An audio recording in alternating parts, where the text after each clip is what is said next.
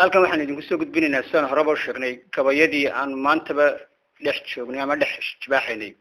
gabayadan markaas sidaan horeba soo sheegnay waxaa tiriyay Salebaan Saahid ninkaas oo ku magac dheer Shaarcase marka maalin ay bishu tahay 22 bishii 2018 oo salaasa oo ah ciidii carafo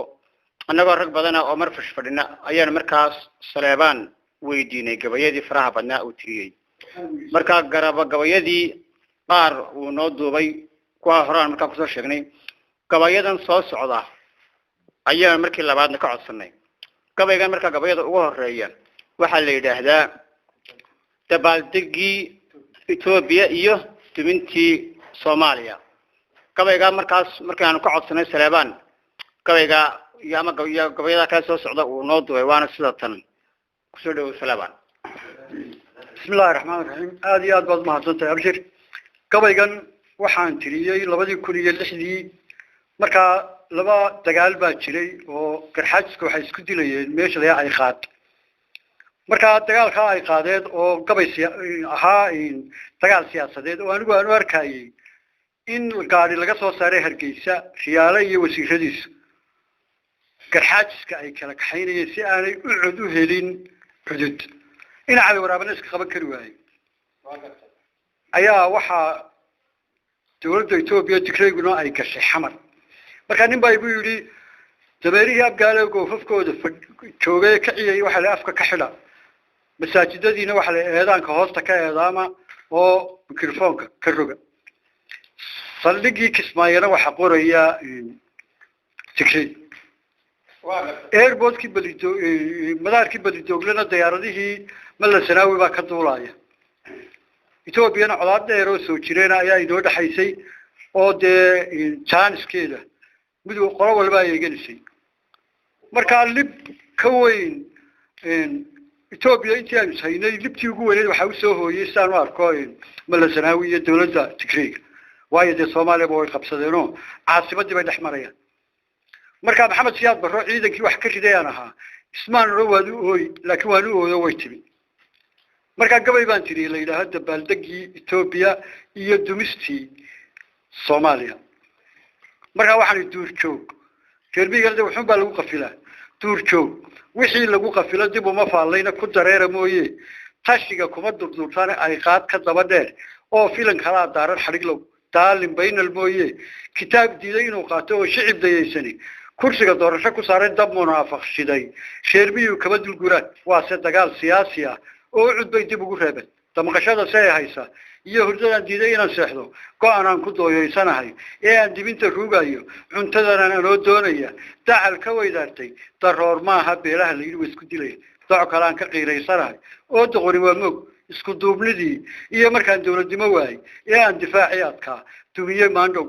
ee aan qabiil door biday ee aan diinta u ilaashay ee aan indoor iyo wax karad tayse garan waay ee aan dabada kaga dhacay siyaad dilayna aydiid ee tuursadu dabacsanaa shicibku uu diiday tigray baa dalkaygii qabsaday duhur dharaareed ma daakiraan wadaadadu cabdow mana duxeeyaan diniix weeye eedaankii xamar kama dambaysti dabeeri abgaal kama ciyaan meel duleedka dibnaha gar adag lagaga xiray yuudanaaniin dadkii reer Kismaayood saldhiga uma dacwoodaan tikadiyo barwaaqadaad ogeyd laysu dacaree ma dul daaqo geeli fadhiyay dacalka xeeba raxan weyn ma daaftaafiyaan daafihii webi dibina kuma falaan beerihii dalaga weynaa digirna kuma cunaan buulashii wada dugsoonaa dabna ugama baxo waajid iyo dagaladoodii tigiyo midifle baydhaba xar u dabaaldug waxaase Mareykan doonaya sheekhi daacada dalka waxa maxaar ku qabsaday diintu iyo fidi dalkoose nabada dadka oo isjecel duri barwaaqowday nimankii rashiid dilay wanaag kama dhex doonta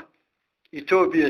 waxay doonaysay ee ay daba wareegaysay ee ay wax badan dayday ee ay dibinta ruugaysay kala daadintayda iyo inaan daafilo cuna waa dabaaldegii xabashida iyo dubidii Soomaal dadkaan dhalay dadkay sii dhaleen yaa daluun galay kunimay ka doorteen xirnimadii loo dabaaldegay waxaase maqalada diinayay daaqilkana keenay dalaqoon hilow loo ahaa doqonkii qadiid dantoodii u fulay gaaladu diiday reer jalo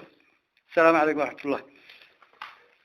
وعليكم السلام ورحمة الله وبركاته. السلام آد بضم عدسنت هاي كل قبيدا واحد سوقد بنا يعني قواب شرب بلس مطر وحانا مركز قبيدا نودو بي أما هتلاقي كل وقعين عيان عوانك عانك سليمان ساهد شعر عسل مركا قبيجان كحجي أيان إيمن كان عدي له في الجودة قلنا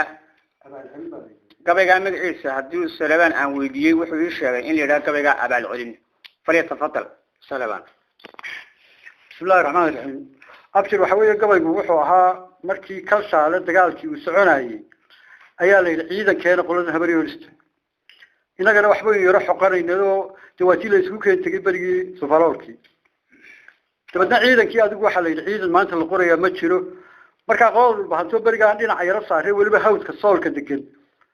أيان قبي تري يا أبا الحلين قبي جنا وحنا جدنا الواحد كيش عوض طاقة يا وابها يبيض يبيع داره إن الله أرني من كي دور بايلن هاي عابد بايلن هاي تقالما يو أنا يسكن حين قلنا البهانتي يهبر يورست مركا واحد تري قبل يا أبا الحلين مركا واحد الدبا لقول شدا يوني سد الداير أبد كذا كود دريرة وواحد والله يدرى بضيدية وواحد الدور كي حبال أي قدام سينا وواحد ضل كيان قبصدي أنت بدو تشوقايا وواحد دبير جلي طلاي إيا درس الله